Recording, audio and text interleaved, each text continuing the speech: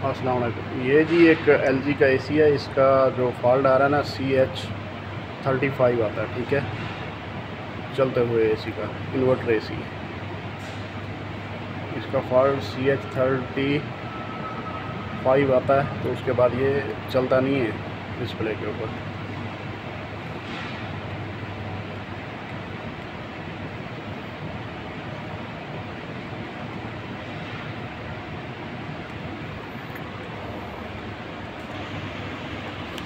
ये लगा हुआ पैकेज टाइप AC,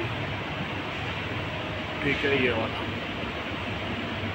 इसका यहाँ पे लगा हुआ होता है, अंदर वाली साइड पे, यहाँ पे फिल्टरों के पीछे एक सेंसर है, उसको साफ़ करते हैं तो ये फॉल्ट ख़त्म हो जाता है यहाँ पे।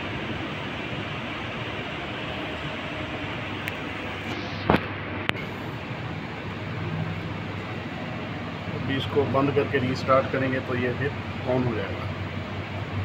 बंद करके इसको पीछे से ऐसे आप रीस्टार्ट करेंगे, नहीं होगा, तो पीछे से बंद करेंगे तो ये रीस्टार्ट हो जाएगा इसका ब्रेकर। उसके बाद आप इसको फ़िल्टर साफ़ करें तो इंशाल्लाह ये चल जाएगा।